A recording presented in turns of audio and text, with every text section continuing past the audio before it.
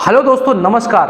आज मैं लेकर आया हूं आपके लिए संविधान के एक महत्वपूर्ण टॉपिक को, जिसका नाम है डीपीएसपी या राज्य के नीति निर्देशक तत्व। इंग्लिश में बोले तो directive principle of state policy. आप सबको पता है, एग्जाम के पॉइंट ऑफ व्यू से काफी इंपॉर्टेंट टॉपिक है।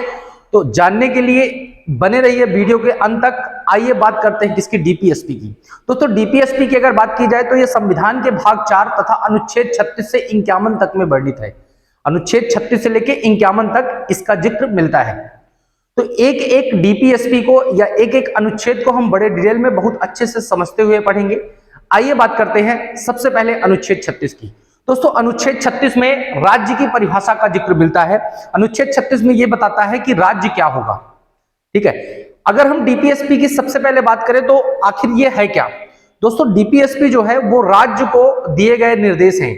अगर आप एक अच्छे राज्य की स्थापना करना चाहते हो, एक लोकतंत्र की स्थापना करना चाहते हो, तो राज्य को ये चीजें करनी चाहिए जो डीपीएसपी में दिए हुए हैं। तो सबसे पहले तो ये बता दिया गया है कि आखिर राज्य क्या है।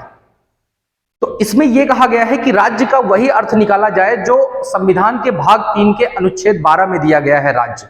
ठीक है, तो अनुच्छेद 36 राज्य की परिभाषा बताता है। अनुच्छेद 37 क्या कहता है दोस्तों? अनुच्छेद 36 ये कहता है कि ये मूलभूत है, ये अपरिवर्तनीय है तथा राज्य के नीति निर्माण के लिए अत्यंत आवश्यक है। क्या है? मूलभूत है, अपरिवर्तनीय है और राज्य के नीति निर्माण हेतु अत्यंत आवश्यक है। ये अनुच्छेद 37 कहता है। दोस्तों, अगर राज्य कोई नीति बना रहा है तो उसमें इसको जरूर शामिल करना चाहिए। ठीक है, क्योंकि ये मूलभूत है। और दूसरी चीज की अपरिवर्तनीय है, इसका मतलब यह है दोस्तों कि इसको आप किसी भी कोर्ट में, कोर्ट ऑफ लॉ में चैलेंज बिल्कुल नहीं कर सकते हैं। ठीक है, इसके बाद बात करें अनुच्छेद 38 की। तो अनुच्छेद 38 में दो प्रकार की बात की गई है, दो चीजों की बात की गई है, क्योंकि अनुच्छेद 38 में 38A और 38B है। तो ए में सामाजिक, आर्थिक एवं राजनीतिक न्याय की बात की जाती है कि राज्य ये इंश्योर करेगा, ये सुनिश्चित करेगा कि सभी व्यक्तियों को सामाजिक, आर्थिक एवं राजनीतिक न्याय प्रदान कर सके। जबकि अगर बी में बात करें तो इसमें यह कहा गया है कि राज्य जो है आय, अवसर, सुविधा और प्रतिष्ठा की समानता को बनाए रखेगा। मतलब राज्य जो है सभी व्यक्तियों को आय, अवसर, सुविधा और प्रतिष्ठा की समानता प्रदान करेगा। इस बात की दोस्तों जिक्र है। अब बात करते हैं 39। अच्छा देखियो, 39 जो है दोस्तों वो काफी इंपॉर्टेंट आर्टिकल है। जिस तरह उस फंडामेंटल राइट में हमने भाग 19 पढ़ा था, इस तरह हम डीपीएसपी में हम पढ़ेंगे भाग 39। इसके अंतर्गत निम्न प्रकार के निर्देश राज्य को दिए गए। पहला 39A में अगर बात करें तो इसमें राज्य को यह सौंपा गया है कि राज्य प्रत्येक व्यक्ति को आजीविका के पर्याप्त अवसर उपलब्ध कराए या साधन उपलब्ध कराए। मतलब कोई भी व्यक्ति रोजगार या अपने जीवन यापन कर सके, उसके आजीविका का साधन उपलब्ध कराना किसकी जवाबदारी है? वो जवाबदारी है राज्य की। इसके बाद दोस्तों 39B में कहा गया है कि जो भी संसाधन है, जो भी इस देश में संसाधन है, उनका समान एवं उचित बंटवारा किया जाए। क्या क्या किया जाए? इन जो भी संसाधन है, चाहे वो कोयला हो, चाहे पेट्रोलियम हो या चाहे अन्य किसी भी प्रकार के संसाधन, उनका समान बंटवारा किया जाए और उचित बंटवारा किया जाए।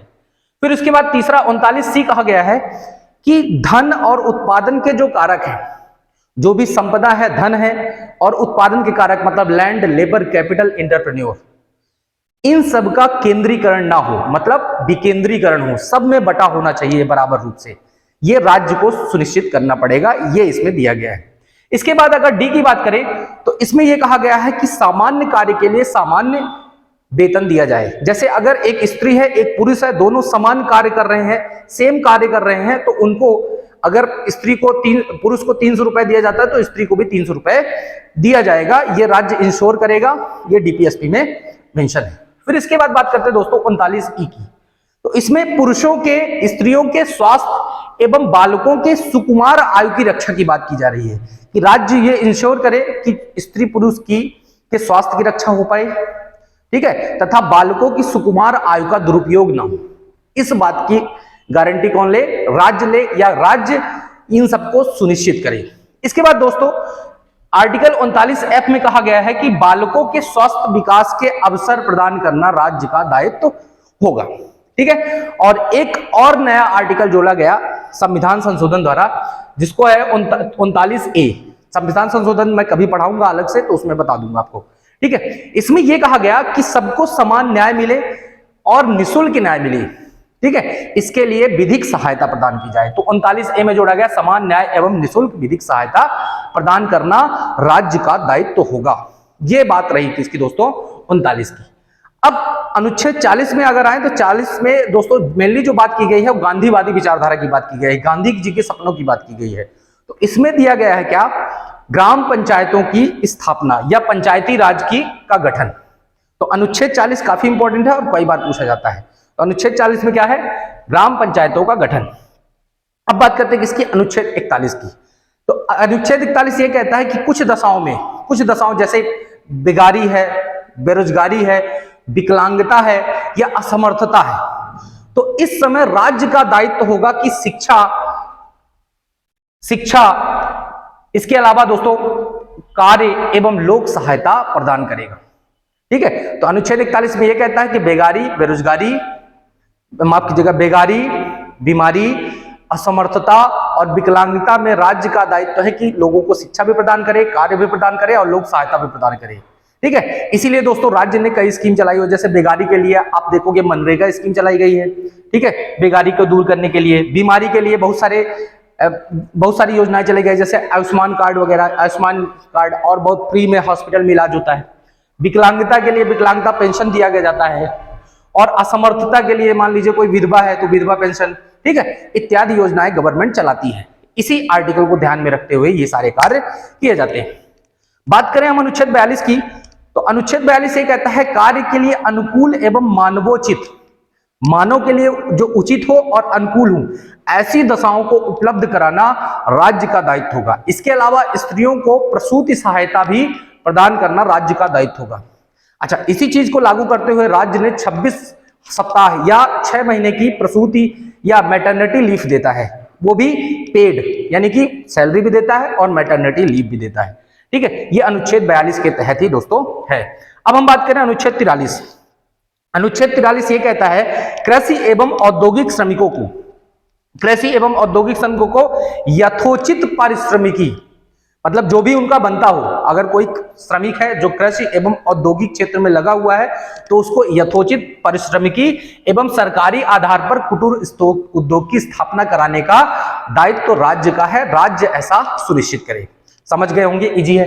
इसके अलावा दोस्तों इसी में अनुच्छेद 43 में अमेंडमेंट करके दो चीजें जोड़ी गई हैं, एक 43A और एक 43B।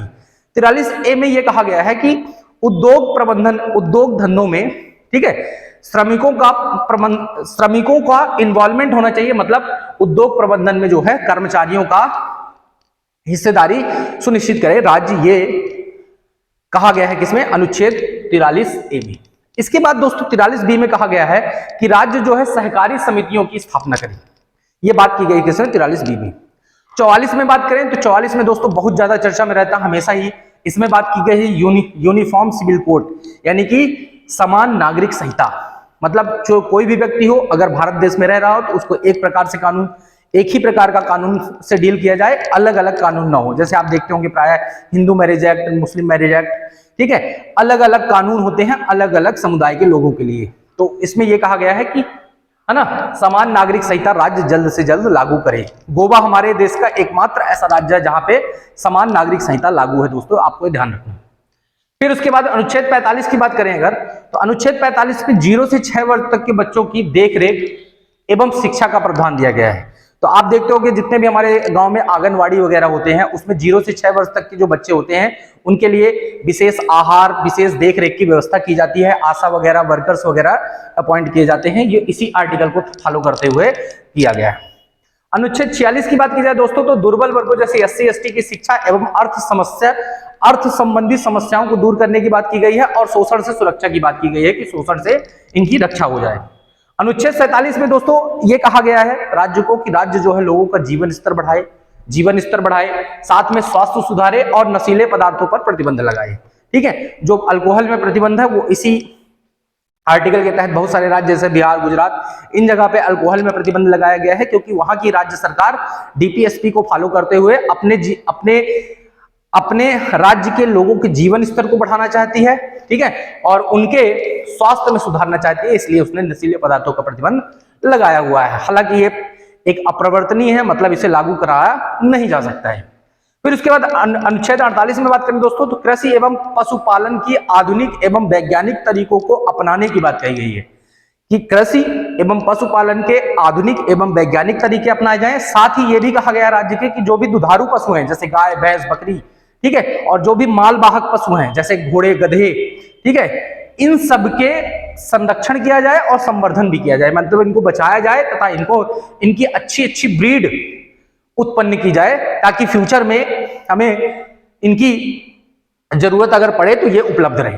फिर उसके बाद दोस्तों अनुच्छेद 48A में कहा गया है कि पर्यावरण संरक्षण की जाए एवं वन्य जीवों की रक्षा की जाए, ठीक है, पर्यावरण संरक्षण और वन्य जीवों की रक्षा की बात भी की गई।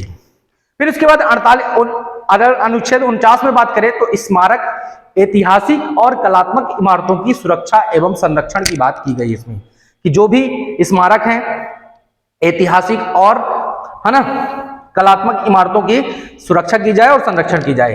49 में दोस्तों ये हो गया। 50 में अगर बात करें तो 50 में बहुत सिंपल है, कार्यपालिका और न्यायपालिका के सेपरेशन की बात की गई है, पृथक्करण की बात की गई है, ये 50 में बात की गई है। और अगर अनुच्छेद 51 की दोस्तों बात करें तो अनुच्छेद 51 में ये कहा गया है कि भारत जो है अपने अंतरराष्ट्रीय कानूनों का पालन करे, ठीक है, अंतरराष्ट्रीय शांति, अंतरराष्ट्रीय सुरक्षा तथा दो देशों के मध्य अगर कोई विवाद है तो उसको मध्यस्थता के माध्यम से निपटाने का प्रयत्न करे, मतलब अंतरराष्ट्रीय शांति की बात 51 में की गई है। तो ये दोस्तों सारी चीजें डीपीएसपी थी। पिछली वीडियो में मैंने आपको सारा एक ही वीडियो में फंडामेंटल राइट बताया है, अगर आपने वो वीडियो नहीं देखा है तो उसको जरूर देखें। एक ही वीडियो में आज आपका डीपीएसपी भी हो गया। नेक्स्ट टाइम हम एक और टॉपिक को, एक बड़े टॉपिक को, बृहद टॉपिक को एक ही वीडियो में निपटाने का प्रयास करेंगे ताकि आपको पढ़ना क्या हो जाए, आसान हो जाए। हमारा यही प्रयास है दोस्तों। अगर आपको ये वीडियो अच्छी लग रही हो तो आप कृपया अपने दोस्तों के साथ शेयर करें, इसको सब्सक्राइब करें चैनल को और लाइक करें। Thank you very much.